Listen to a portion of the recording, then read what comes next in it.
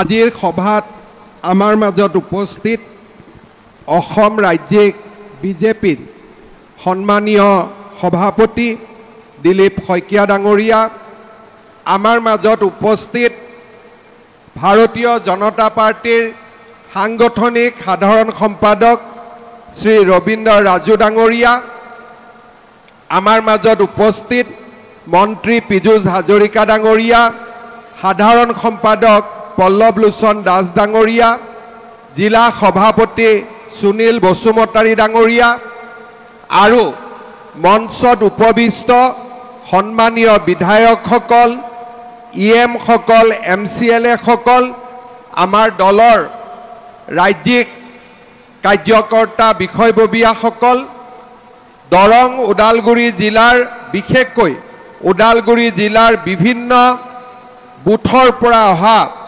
আমাৰ শ্ৰদ্ধাৰ কাৰ্যকৰ্তা বন্ধু বান্ধৱীসকল, আইসকল, দেউতাসকল, যুৱক যুৱতী বন্ধু বান্ধৱীসকল, আমাৰ ওদালগুৰি জিলাত 10টা মণ্ডল আছে, 841টা বুথ আছে, 212টা শক্তি কেন্দ্ৰ আছে আৰু আমাৰ মৰ্চাসমূহ আছে। এই গোটেইবিলাক হিচাপ কৰি আজি আমাৰ প্ৰত্যেকটো বুথৰ পৰা 6জনকৈ কাৰ্যকৰ্তা আহিছে আৰু আমি এখন বিশাল কাৰ্যকৰ্তা সন্মিলন ইয়াত আয়োজন কৰিছোঁ। আপোনালোকৰ উৎসাহ আৰু আপোনালোকৰ যি আনন্দ তাক দেখি মই নিশ্চিত যে এইবাৰ BTRৰ ইলেকশ্যনত বিজেপিয়ে বৃহৎ সফলতা লাভ কৰিব, তাত কোনো সন্দেহ নাই। আমি জিকিম নে নাই? ৰেডি আছে নে নাই আপোনালোক? পুৰা ৰেডি? ইলেকশ্যন খেলিব লাগে নে নাই বিজেপিয়ে? সঁচা কথা কওক, লাগে নে নাই? নালাগে নেকি? কোনে কোনে বিচাৰে যে বিজেপিয়ে ইলেকশ্যন খেলিব লাগে? সবকে লাগে? একদম এনে কৈছে না? এনে উঠিবই। এইফালে সবে উঠিব, কিন্তু আজি এটা কথা ৰেকৰ্ড কৰক, আপোনালোকে কৈছে উঠিব লাগে, আমি উঠিম, লগত কিন্তু জিকিবও লাগিব। জিকিম নে নিজিকিম? মোৰ বিশ্বাস যে আজি আমাৰ যি উৎসাহ, এই উৎসাহেৰে আমি ওদালগুৰি জিলাত বিজেপিয়ে এক বৃহৎ সফলতা লাভ কৰিম, তাত কাৰো সন্দেহ নাই। মই আপোনালোকক আগতীয়াকৈ অভিনন্দন জনাইছো। এইবাৰ নিৰ্বাচনত আমি বৃহৎ বিজয় লাভ কৰিম। শ্ৰদ্ধাৰ ৰাইজ, আমাৰ ইয়াতে 10টা সমষ্টি আছে, পাঁচনৈ, চেৰফাং, ৰৌতা, ধনচিৰি, ভৈৰৱকুণ্ড, হৰিচিঙা, ননৈ চাৰফাং, খৈৰাবাৰী, মুদৈবাৰী, খালিংদুৱাৰ। কোনটোত হাৰিম? এই 10টাৰ কোনটোত হাৰিম? এটাতো নাহাৰো। 10টাত জিকিম। দিলীপ 10টাতে জিকিব। একদম জোচ আছে, সঁচাই পুৰা। 10টাতে কেণ্ডিডেট দিম নে 8টাত দিম? 10টাত কেণ্ডিডেট দিম নে 7টাত দিম? পুৰা 10টাত দিব লাগিব। বাপৰে, কিমানটা? 10টা। ঠিক আছে। এতিয়া আজিৰ মিটিঙৰ পিছত মই, আজি এই মাহ জুলাই হ'ল নে? আগষ্টৰ 10 তাৰিখৰ ভিতৰত মই প্ৰত্যেকটো MCLA সমষ্টিত যাম।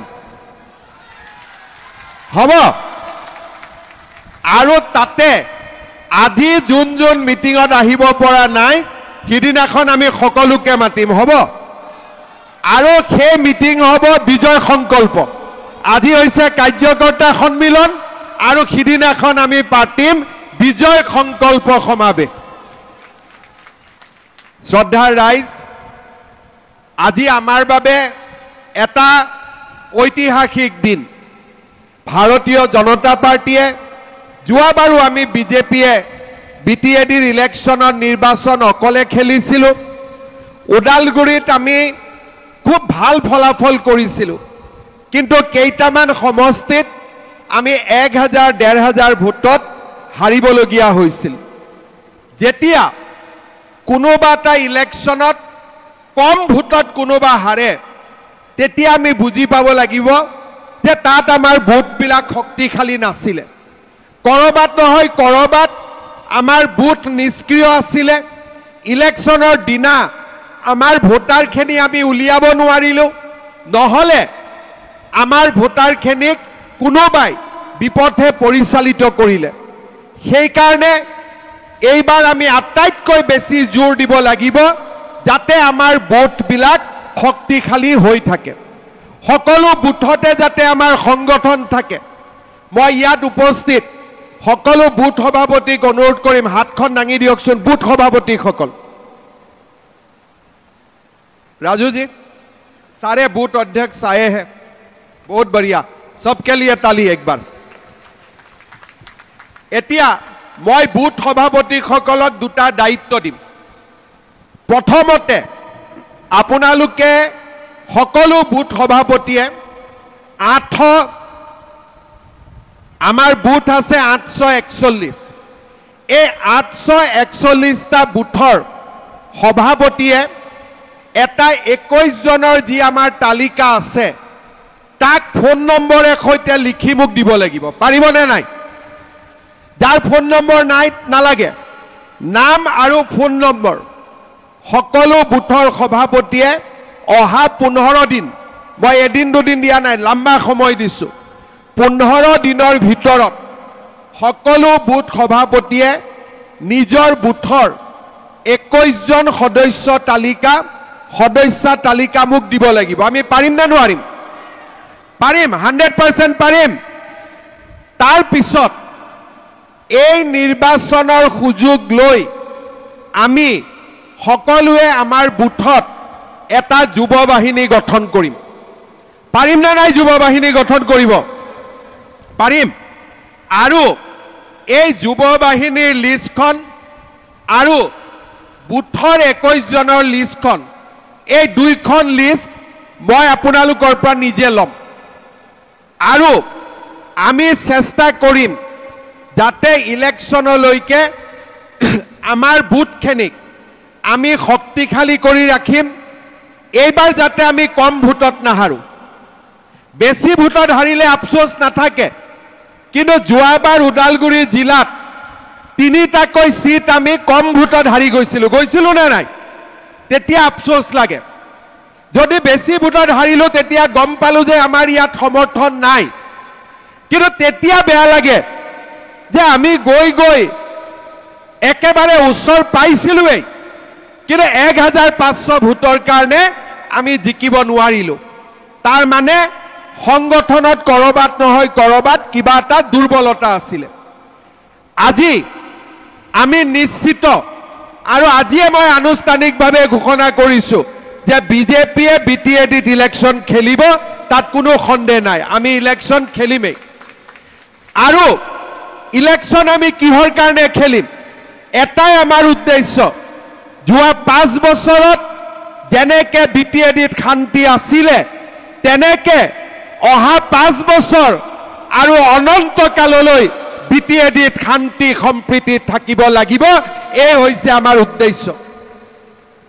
শান্তি সম্প্ৰীতিৰ লগে লগে BTADৰ উন্নতি হ'ব লাগিব, BTADৰ প্ৰগতি হ'ব লাগিব, আৰু BTADে ডাবল ইঞ্জিন চৰকাৰৰ সুবিধা পাব লাগিব, মোদীজীৰ চৰকাৰৰো সুবিধা পাব লাগিব, আৰু দিছপুৰৰ বিজেপি চৰকাৰৰ সুবিধা পাব লাগিব।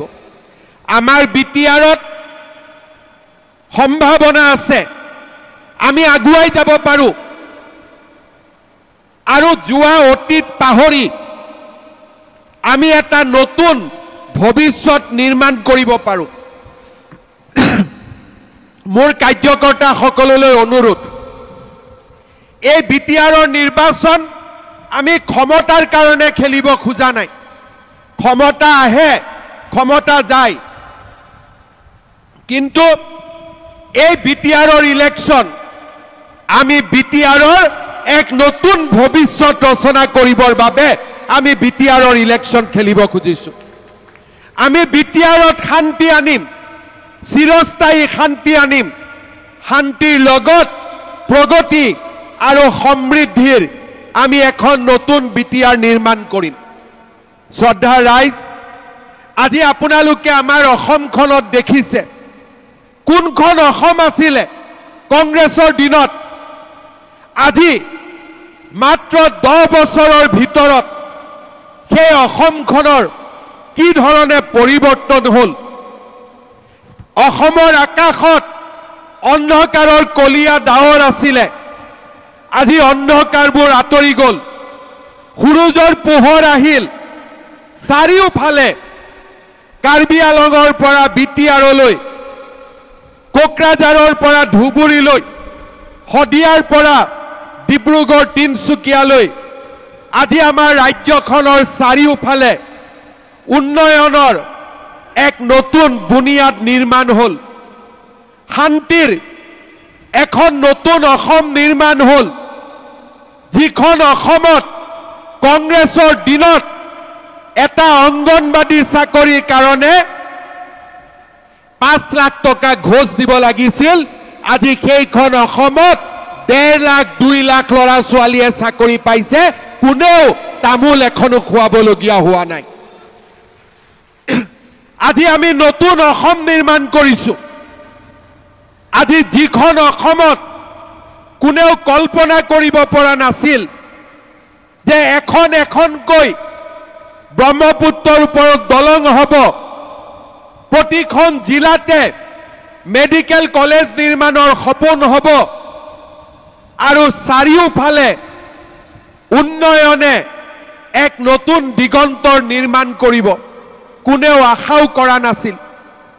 কিন্তু আজি প্ৰধানমন্ত্ৰী ডাঙৰীয়াৰ নেতৃত্বত আমি অসমত ভাৰতৰ ভিতৰতে এখন শক্তিশালী, বিকশিত আৰু সুৰক্ষিত ৰাজ্যলৈ ৰূপান্তৰ কৰিছোঁ। মোৰ মনৰ আশা, অসম যেনেকৈ আগবাঢ়িছে বিটিআৰো তেনেকৈ আগবাঢ়িব লাগিব, তাতকৈ বেছি আগবাঢ়িব লাগিব। আৰু সেইবাবে বিটিআৰৰ বিকাশ, বিটিআৰৰ সুৰক্ষা আৰু বিটিআৰৰ ৰাইজৰ অধিকাৰৰ বাবে আমি আজি বিটিআৰত নিৰ্বাচনত যোগদান কৰিম, নিৰ্বাচনত আমি প্ৰতিদ্বন্দ্বিতা কৰিম। আমাৰ উদ্দেশ্য ক্ষমতা নহয়, আমাৰ উদ্দেশ্য হ'ল বিটিআৰৰ নিবনুৱা ডেকা ল'ৰাইও চৰকাৰী চাকৰি পাব লাগে, কৰ্মসংস্থাপনৰ সুবিধা পাব লাগে। অসমৰ প্ৰত্যেকখন জিলাৰ দৰে বিটিআৰতো ৰাস্তা ঘাটৰ নিৰ্মাণ হ'ব লাগে, বিটিআৰতো স্কুল কলেজৰ নিৰ্মাণ হ'ব লাগে আৰু বিটিআৰৰ ৰাইজৰো সমস্যাৰ সমাধান হ'ব লাগে। আজি ৰাতিপুৱা দিলীপ শইকীয়া আৰু মই ওদালগুৰিলৈ আহিছিলোঁ, আপোনালোকক লগ পাম। তাৰ আগতে জিলা উপায়ুক্তৰ লগত আমি বহিছিলোঁ। যোৱাবাৰ যেতিয়া অৰুণোদয় আঁচনি আমি ওদালগুৰিত ঘোষণা কৰিছিলোঁ, ওদালগুৰিৰ ৰাইজক দিছিলোঁ, আমি সৰ্বমুঠ 58,000 পৰিয়ালক, 58,000 পৰিয়ালক আমি অৰুণোদয় আঁচনি দিছিলোঁ। আজি আমি ৰাতিপুৱা সিদ্ধান্ত লৈছোঁ যে আগষ্ট মাহৰ ভিতৰত আমি ওদালগুৰি জিলাত 58,000 নহয়, 1,20,000 লোকক আমি অৰুণোদয় আঁচনি দিম। 58,000ৰ জাগাত 1,20,000 পৰিয়াল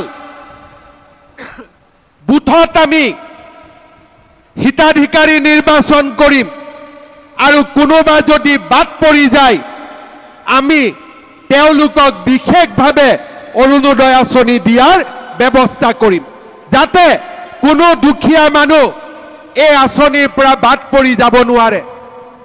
শ্ৰদ্ধা ৰাইজ, আজি আমি সমগ্ৰ অসমতে মুখ্যমন্ত্ৰীৰ মহিলা উদ্যমিতা আঁচনি আজি আমি প্ৰস্তুত কৰিছোঁ যে আগষ্ট মাহৰ পৰা আমি এই আঁচনিৰ ধন আমাৰ মহিলাসকলক আমি দিয়া আৰম্ভ কৰিম।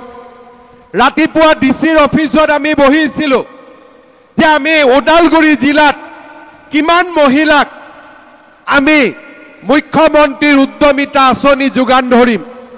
আপোনালোকে আচৰিত হ'ব, ওদালগুৰি জিলাৰ 1.5 লাখ মহিলাই এই মহিলা উদ্যমিতা আঁচনি লাভ কৰিব। আজি তাৰ আমি ৰাতিপুৱা মিটিং কৰি সিদ্ধান্ত লৈছোঁ। আমাৰ ওদালগুৰি জিলাৰ 24খন চাহ বাগিচা আছে। এই চাহ বাগিচাৰ শ্ৰমিকসকলৰ প্ৰত্যেকজনে যাতে এটিকলি দুটিপাত আঁচনি পাব পাৰে। আমাৰ ওদালগুৰি জিলাত আমাৰ ডেকা ল'ৰা 3000 ডেকা ল'ৰা মুখ্যমন্ত্ৰীৰ আত্মনিৰ্ভৰশীল অসম আঁচনিৰ অধীনত উপকৃত হ'ব। তাৰ আজি আমি ৰাতিপুৱা আলোচনা কৰিছোঁ। অৰ্থাৎ ৰাজ্য চৰকাৰে আজি আমাৰ সমগ্ৰ অসমতে যিসমূহ আঁচনি ৰূপায়ণ কৰিছে তাৰ ফলাফল যাতে আমাৰ বিটিআৰৰ ৰাইজে পাব পাৰে, তাৰ বাবে মই ব্যক্তিগতভাৱে অহা 5 দিনত ওদালগুৰি, তামুলপুৰ, বাক্সা, চিৰাং আৰু কোকৰাঝাৰলৈ নিজে যাম, যাতে বিটিআৰৰ কোনো লোক আমাৰ আঁচনিৰ পৰা বঞ্চিত হ'ব নোৱাৰে। শ্ৰদ্ধাৰ ৰাইজ, আজি আমাৰ বাবে এটা আনন্দৰ বাতৰি যে যেতিয়াৰে পৰা বিজেপি দলে অসমত আৰু কেন্দ্ৰত আমাৰ চৰকাৰ গঠন কৰিছে, তাৰ পিছৰে পৰা বিটিআৰত স্পষ্টভাৱে শান্তি আহিছে। কিন্তু মানুহৰ মনত এতিয়াও কিছুমান দুখ আছে। ৰাতিপুৱা মোক ওদালগুৰিৰ চাৰ্কিট হাউচত ইয়াৰ স্থানীয় লোকে লগ কৰিছে আৰু মোক কৈছে যে ছাৰ, আমি এইখন বিটিআৰতে ডাঙৰ হৈছোঁ, মাটিৰ অধিকাৰ পাব আমি যোগ্য হয় নে নহয়? মুখ্যমন্ত্ৰী হিচাপে মই নিশ্চিতভাৱে ক'ব পাৰোঁ যে আমাৰ প্ৰতিগৰাকী খিলঞ্জীয়া লোক বিটিআৰত মাটিৰ অধিকাৰ পাব লাগে আৰু আপোনালোক তাৰ বাবে প্ৰত্যেকেই একোজন দাবীদাৰ, ইয়াত কোনো সন্দেহ থাকিব নোৱাৰে। শ্ৰদ্ধাৰ ৰাইজ, আমাৰ শান্তি আহিলে যোৱা 5 বছৰত আমি শান্তিৰ ভেটি নিৰ্মাণ কৰিলোঁ। অহা 5 বছৰত আমি আমাৰ ন্যূনতম অধিকাৰ, এই ন্যূনতম অধিকাৰখিনি যাতে আমি পাওঁ তাৰ বাবে আমি কাম কৰিম। এজন ব্যক্তিক মাটিৰ অধিকাৰৰ প্ৰয়োজন, এজন ব্যক্তিক অন্তত বিশুদ্ধ খোৱা পানী মানুহজনৰ অধিকাৰ, এখন ভাল স্কুল মানুহজনৰ অধিকাৰ, এটা ভাল ৰাস্তা মানুহজনৰ অধিকাৰ আৰু প্ৰতিটো চৰকাৰী আঁচনি বৈষম্যমূলকভাৱে পোৱা আমাৰ ৰাইজৰ অধিকাৰ। আজি যদি সকলো স্থানতে প্ৰধানমন্ত্ৰী আৱাস যোজনাৰ ঘৰ পাব পাৰে, তেতিয়াহ'লে বিটিআৰৰো প্ৰত্যেকজন দুখীয়া মানুহে প্ৰধানমন্ত্ৰীৰ আৱাস যোজনাৰ ঘৰ পাব পাৰে। সেয়া বিটিআৰৰ ৰাইজৰ অধিকাৰ। শ্ৰদ্ধাৰ ৰাইজ, আমি বহুত ডাঙৰ একো বিচৰা নাই। আমি এনেকুৱা কথা বিচৰা নাই যিয়ে আমাৰ মাজত থকা শান্তি আৰু আমাৰ মাজত থকা সম্প্ৰীতিক আঘাত কৰিব পাৰে। আমি মাত্ৰ বিচাৰিছোঁ শান্তি আৰু ন্যূনতম অধিকাৰ। আৰু যেতিয়া বিটিআৰত প্ৰতিজন লোকে শান্তিত থাকিব পাৰিব আৰু ন্যূনতম অধিকাৰ পাব, বিটিআৰ অসমৰ ভিতৰতে আটাইতকৈ বিকশিত অঞ্চললৈ ৰূপান্তৰ হ'ব, তাক মই বিশ্বাস কৰোঁ। শ্ৰদ্ধাৰ ৰাইজ, যোৱা 5টা বছৰ বিটিআৰৰ শান্তি আৰু বিটিআৰৰ পৰিৱৰ্তনৰ বাবে মুখ্যমন্ত্ৰী হিচাপে যিমান কৰিব লাগে আমি সিমানখিনি কৰিবৰ বাবে চেষ্টা কৰিছিলোঁ। কেতিয়াবা বিটিআৰৰ ৰাস্তা বনাব লাগে, বিটিআৰৰ পুঁজি নাই, ৰাজ্য চৰকাৰে গুডউইল পেকেজ দিছে, এবাৰ নহয় দুবাৰ 500 কোটি টকাৰ আজি আমি ৰাস্তা মঞ্জুৰ কৰিছোঁ। বিটিআৰত উন্নতি হোৱা নাই, কোকৰাঝাৰত আমি মেডিকেল কলেজ কৰিছোঁ, তামুলপুৰত আমি মেডিকেল কলেজ কৰিছোঁ আৰু ওদালগুৰিতো মেডিকেল কলেজ নিৰ্মাণৰ প্ৰতিশ্ৰুতি দিছোঁ।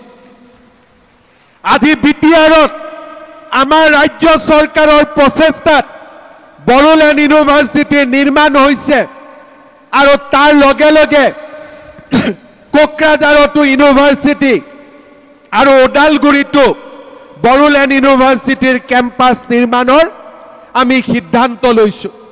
ভূটানৰ চৰকাৰৰ লগত কথা পাতিছোঁ যাতে ভূটানৰ পানী ওদালগুৰি, বাক্সা আৰু তামুলপুৰৰ ৰাইজে পাব পাৰে আৰু ইলেক্ট্ৰিচিটি নোহোৱাকৈ আমি যাতে খোৱা পানী পাব পাৰোঁ।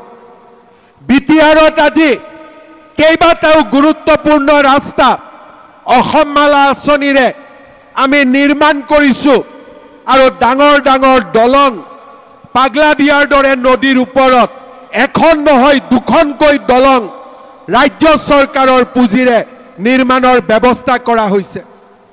প্ৰধানমন্ত্ৰী মোদী ডাঙৰীয়াই বিটিআৰলৈ আহিছে, গৃহমন্ত্ৰী অমিত শ্বাহ ডাঙৰীয়া বিটিআৰলৈ আহিছে আৰু বিটিআৰৰ নিৰ্মাণৰ বাবে আমাৰ বিটিআৰ চুক্তি অনুসৰি আমি 2000 কোটি টকাৰ পেকেজ আমি মঞ্জুৰ কৰিছোঁ।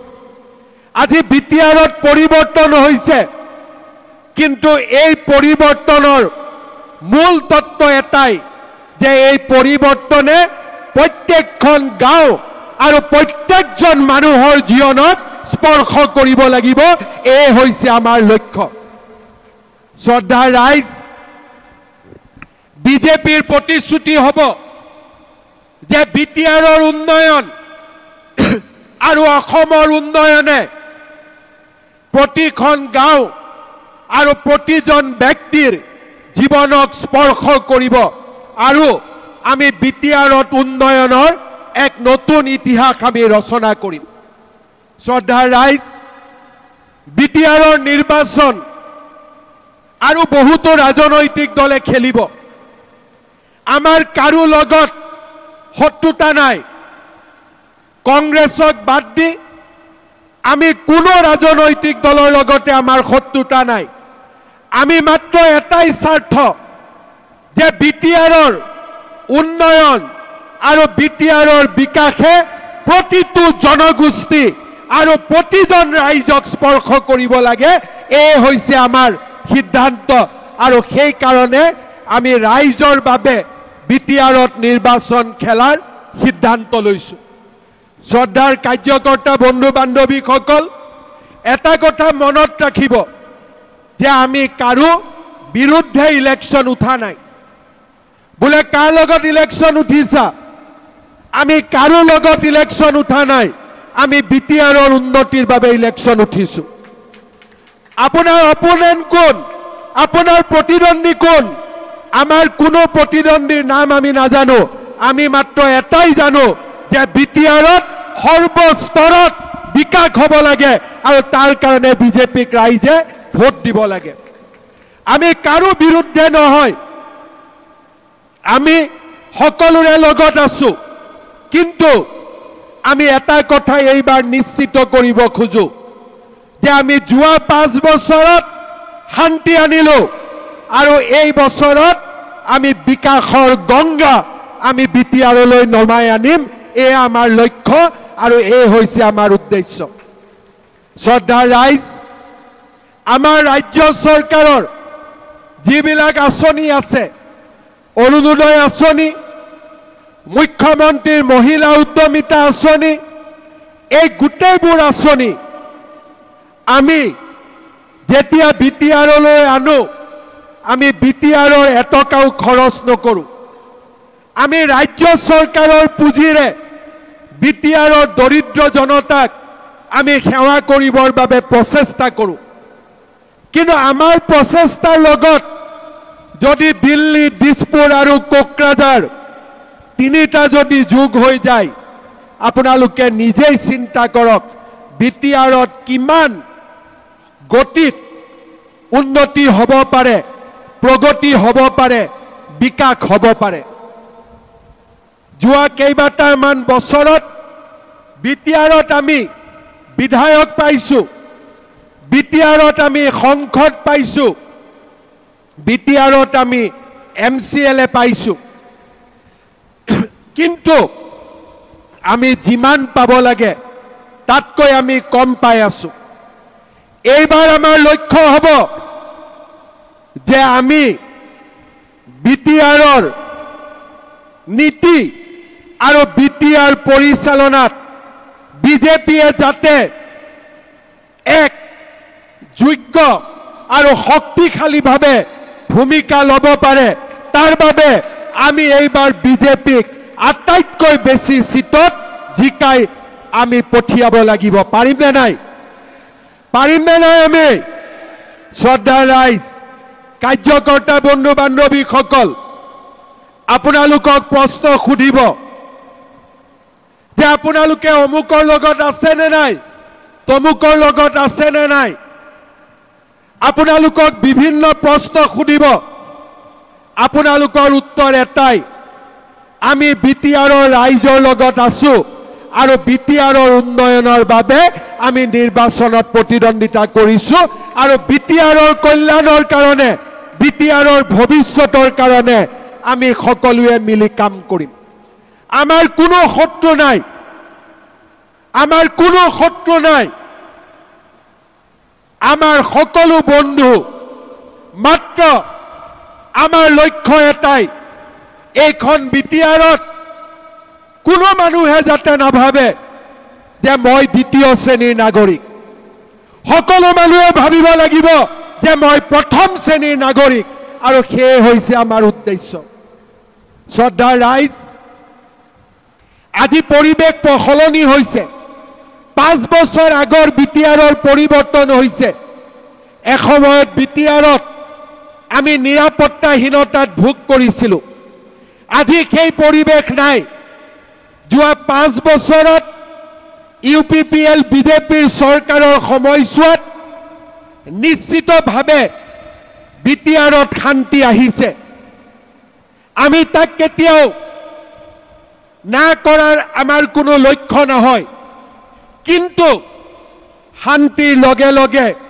আমি আমাৰ ন্যূনতম অধিকাৰো পাব লাগিব আৰু এই যুঁজ হৈছে যে বিটিআৰৰ যাতে প্ৰতিগৰাকী ব্যক্তিয়ে শান্তিত থাকিব পাৰে চৰকাৰী আঁচনিৰ সুবিধা ল'ব পাৰে প্ৰত্যেকজন ডেকা লৰাই এটা যাতে উজ্জ্বল ভৱিষ্যতৰ সপোন দেখিব পাৰে আৰু সেই কাৰণে এই নিৰ্বাচন এক গুৰুত্বপূৰ্ণ নিৰ্বাচন হ'ব মই আপোনালোকক অনুৰোধ কৰিম যে নিজৰ বুথত আমি কেনেকৈ জিকিব পাৰো কোন ভোটাৰ আছে কাৰ ওচৰত আমি যাব লাগিব আৰু কাক আমি মৰম আৰু স্নেহৰ এনাজৰিৰে বান্ধিব লাগিব এই গোটেই দায়িত্ব আপোনালোকৰ আৰু আপোনালোকে যদি একেলগে সমন্বিতভাৱে কাম কৰে আমি নিশ্চিতভাৱে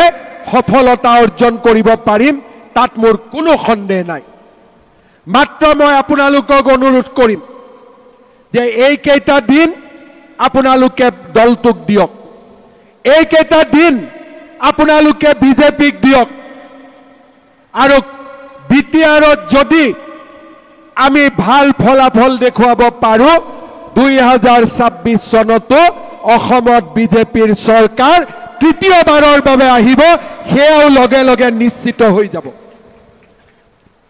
এই ইলেকশন অকল মাত্ৰ আপোনালোকে বিটিআৰৰ বাবে খেলা নাই আমি গোটেই অসমতে এই নিৰ্বাচনৰ জৰিয়তে আৰু এটা বাৰ্তা দিম যে এইবাৰো তৃতীয়বাৰৰ বাবেও অসমত বিজেপিৰ চৰকাৰ আহিব তাত কোনো সন্দেহ নাই শ্ৰদ্ধা ৰাইজ, আমাৰ কংগ্ৰেছ দল বিভিন্ন ধৰণে ৰাইজক বিপথে পৰিচালনা কৰিবৰ বাবে চেষ্টা কৰে। ৰাইজে তেওঁলোকক বাৰে বাৰে হৰুৱায়, এছেম্বলিটো হৰুৱায়, লোকসভাটো হৰুৱায়, পঞ্চায়ততো হৰুৱায়, কিন্তু তেওঁলোকৰ লাজ নালাগে। এইবাৰ মই অনুৰোধ কৰিম যে বিটিআৰত কংগ্ৰেছক এটা ইমান ডাঙৰ ৰসগোল্লা খুৱাই দিয়ক যাতে আৰু কেতিয়াও ইলেকশ্যন খেলিবৰ কাৰণেও কংগ্ৰেছ আৰু আমাৰ মাজলৈ নাহে। শ্ৰদ্ধাৰ ৰাইজ, আপোনালোকে চিন্তা কৰক, মাত্ৰ কেইদিনমান আগতে পঞ্চায়তৰ ইলেকশ্যন হ'ল, সমগ্ৰ অসমতে বিজেপিৰ জয়যাত্ৰা। কংগ্ৰেছ দলে কি পালে? একো নাই। ৰসগোল্লা, ওৰাঙৰ ৰসগোল্লা নে কি ৰসগোল্লা নাজানো, ওৰাঙৰ হলে বেছি সোৱাদৰ হয়, হয়নে নহয়? এইবাৰ কংগ্ৰেছে কৈছে আমি বিটিআৰত ইলেকশ্যন খেলিম। আপোনালোকে মনত ৰাখিব, এই কংগ্ৰেছ চৰকাৰৰ দিনতেই বিটিআৰত আটাইতকৈ বেছি হত্যা আৰু হিংসাৰ ৰাজনীতি হৈছিলে। কংগ্ৰেছৰ দিনতেই বিটিআৰৰ ৰাইজে জীয়াটো ভুগিছে, সেই কথা আপোনালোকে সদায় মনত ৰাখিব। এই কংগ্ৰেছৰ দিনতেই বিটিআৰত বোমা বিস্ফোৰণ, সাম্প্ৰদায়িক হত্যা, হিংসা। কংগ্ৰেছে কেতিয়াও বিটিআৰত শান্তি বিচৰা নাছিল। 2014 চনৰ পিছত নৰেন্দ্ৰ মোদী ডাঙৰীয়াই বিটিআৰলৈ শান্তি আনিলে। যি কাম মোদী ডাঙৰীয়াই কৰিলে সেই কাম কংগ্ৰেছেও কৰিব পাৰিলেহেঁতেন, কিন্তু কংগ্ৰেছৰ ৰাজনীতি শান্তিৰ ওপৰত প্ৰতিষ্ঠিত নহয়। কংগ্ৰেছৰ ৰাজনীতি হৈছে ভাতৃঘাতী সংঘৰ্ষৰ ৰাজনীতি। কংগ্ৰেছৰ ৰাজনীতি হৈছে তেজৰ ৰাজনীতি। কংগ্ৰেছৰ ৰাজনীতি হৈছে হত্যা আৰু হিংসাৰ ৰাজনীতি। আৰু সেইবাবে মই আপোনালোকক অনুৰোধ কৰিম, এই নিৰ্বাচনত আমি সকলোৱে নিশ্চিত কৰিব লাগিব যাতে কংগ্ৰেছে আকৌ এটা ৰাজনৈতিকভাৱে ৰসগোল্লা বিটিআৰত খাব পাৰে। তাৰ বাবে মই আপোনালোক সকলোকে অনুৰোধ কৰিম। শ্ৰদ্ধাৰ ৰাইজ, মই নিশ্চিত যে এইবাৰ আমি বিটিআৰত ভাল ফলাফল কৰিম। ৰাইজৰ উৎসাহ, ৰাইজৰ আনন্দ, ই আমাক কনফিডেন্স দিছে যে আমি ভালকৈ কাম কৰিলে বিটিআৰত বিজয়ী হ'ম। 38টা সমষ্টিত আমি পৰ্যবেক্ষক নিয়োগ কৰিছোঁ। তেওঁলোকে আপোনালোকৰ লগত কথা পাতিব আৰু আপোনালোকে তেওঁলোকক বিশ্বাস দিব লাগিব যে মোৰ সমষ্টিত বিজেপি ইলেকশ্যনত উঠিলে নিশ্চিতভাৱে বিজেপি জিকিব। মোক সাংবাদিকসকলে সোধে যে আপোনালোকে কেইটা সিটত খেলিব? আমাৰ উত্তৰ এটাই, য'তে কাৰ্যকৰ্তাই কয় বিজেপি জিকিব তাতে আমি গৈ ইলেকশ্যন খেলিম। আৰু জিকিব বুলি ক'লেও নহ'ব, সংগঠনত শক্তিশালীও হ'ব লাগিব। আৰু সেইকাৰণে ৰাজ্যিক সভাপতি দিলীপ শইকীয়া ডাঙৰীয়াই, আমাৰ বিধায়ক, আমাৰ ৰাজ্যিক নেতৃত্ব, কোনোবা নহয় কোনোবাক আপোনালোকৰ সমষ্টিৰ দায়িত্ব অৰ্পণ কৰিছে। এই 2 মাহ আপোনালোকে একেলগে সংগঠনক শক্তিশালী কৰক। আৰু দিলীপ শইকীয়া আৰু মোক য'তেই মাতিব আমি তালৈকে যাম আপোনালোকৰ লগত। আমাৰ একো আপত্তি নাই, য'তে মাতিব আমি তাতেই যাম। মাত্ৰ আমি সকলোৱে এটা শক্তিশালী সংগঠন নিৰ্মাণ কৰিব লাগিব। আজি আমি প্ৰত্যেকটো বুথৰ পৰা 6জনকৈ মাতিছিলোঁ যাতে আপোনালোকে আমাৰ কথা শুনি বুথত গৈ বুথকেইটাক শক্তিশালী কৰিব পাৰে। আপোনালোকে আজি ঘৰলৈ এটা ডাঙৰ দায়িত্ব লৈ উভতি যাব যে আমি আমাৰ নিজৰ বুথত আমি বিজেপিক শক্তিশালী কৰিম। আমাৰ নিজৰ বুথত বিজেপি যাতে ইলেকশ্যন জিকে তাৰ বাবে আমি কাম কৰিম। আমাৰ নিজৰ বুথত চৰকাৰী আঁচনি যাতে যোগ্যজনে পায় তাৰ বাবে আমি চৰকাৰক সহযোগিতা কৰিম। অহা কালি পৰখিৰ পৰা ওদালগুৰি জিলাত অৰুণোদয় হিতাধিকাৰী নিৰ্বাচনৰ কাম আৰম্ভ হ'ব। গাঁও সভা হ'ব। আপোনালোকে গাঁও সভাত থাকি দুখীয়া মানুহৰ নাম দিব। আৰু কৰবাত যদি আপোনালোকে ভাবে যে কোনোবা দুখীয়া মানুহৰ নাম বাদ পৰিছে, মণ্ডল সভাপতিৰ জৰিয়তে তালিকাখন জিলা সভাপতিক আপোনালোকে অৰ্পণ কৰিব, যাতে কোনো এজন দুখীয়া মানুহ কতো বাদ পৰি যাব নোৱাৰে। অৰ্থাৎ আমাৰ মূল কথা সেৱাই হৈছে সংগঠন। আমি সংগঠনো কৰিম আৰু ৰাইজক আমি সেৱাও কৰিম। বিটিআৰত ৰাইজক সেৱা কৰাৰ বাবে, বিটিআৰৰ উন্নয়ন আৰু বিটিআৰৰ বিকাশৰ বাবে অহা 2 মাহ আমি আমাৰ শক্তি ভাৰতীয় জনতা পাৰ্টিৰ বাবে আমি ব্যৱহাৰ কৰিম। দুৰ্গা পূজাৰ আগতে ইলেকশ্যন শেষ হৈ যাব আৰু দুৰ্গা পূজাৰ পিছত আমি 26ৰ বাবে প্ৰস্তুত হ'ম। দুৰ্গা পূজাৰ আগত বিটিআৰ আৰু দুৰ্গা পূজাৰ পিছত দিছপুৰ। দুৰ্গা পূজাৰ আগত কোকৰাঝাৰ, বিটিআৰ, ওদালগুৰি, তামুলপুৰ, বাক্সা, চিৰাং আৰু দুৰ্গা পূজাৰ পিছত দিছপুৰত তৃতীয়বাৰৰ বাবে বিজেপিৰ চৰকাৰ। এই হৈছে আমাৰ দায়িত্ব, এই হৈছে আমাৰ সংকল্প। বুজি পাইছেনে নাই আপোনালোকে? কোনে কোনে বুজি পাইছে দায়িত্ব? সকলোৱে বুজি পালে নে নাই? এই 2 মাহ দলক দিবনে নিদিয়ে? অলপ ডাঙৰকৈ ক'ব লাগিব। এই 2 মাহ দলক দিবনে নিদিব? দিবনে নিদিব? একদম।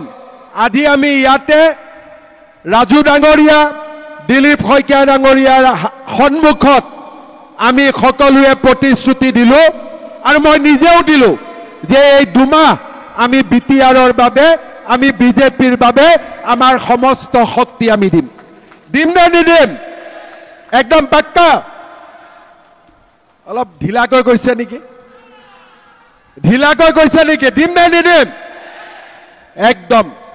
মই এটাই বিশ্বাসত উভতি যাম যে এইবাৰ বিটিআৰৰ নিৰ্বাচনত বিজেপিয়ে চমৎকাৰ কৰিব। বিজেপিয়ে দেখুৱাই দিব যে আমি এটা বিশাল ৰাজনৈতিক শক্তি। পাৰিম নহয়? এতিয়া মোৰ 2টা কথা আৰু এবাৰ মই ৰিপিট কৰি দিছো। 21 জনীয়া কমিটি, এই 21 জনীয়া কমিটিৰ নাম আৰু ফোন নম্বৰ মোক লাগিব। সকলো বুথ সভাপতিয়ে এই দায়িত্ব পালন কৰিব আৰু প্ৰত্যেকটো বুথত যুৱ বাহিনী এটা আমি গঠন কৰিম। এই 2টা কাম আমি 15 আগষ্টৰ আগতে শেষ কৰিম। পাৰিম নে নোৱাৰিম? লিষ্টখনটো 15 দিনত দিব আৰু যুৱ বাহিনী 15 আগষ্টৰ আগতে আপোনালোকে শেষ কৰিব লাগিব, যাতে প্ৰত্যেকটো বুথতে বিজেপি দলৰ যুৱ বাহিনী মজুত থাকে। এই 2টা কাম যদি আমি কৰিব পাৰো, আমাৰ নিৰ্বাচন বহুত সহজ হ'ব আৰু আমি নিৰ্বাচনত নিশ্চিতভাৱে বিজয়ী হ'ব পাৰিম। পুনৰ এবাৰ মই আপোনালোকক ধন্যবাদ জনাইছো। লোকসভা নিৰ্বাচনৰ পিছত বিটিআৰত মই ৰাজনৈতিক মিটিং কৰা নাছিলো। সেইকাৰণে পুনৰ এবাৰ দৰং ওদালগুৰিত দিলীপ শইকীয়াক বিজয়ী কৰোৱাৰ বাবে আপোনালোকক মই আজি আকৌ এবাৰ অভিনন্দন জনাইছো।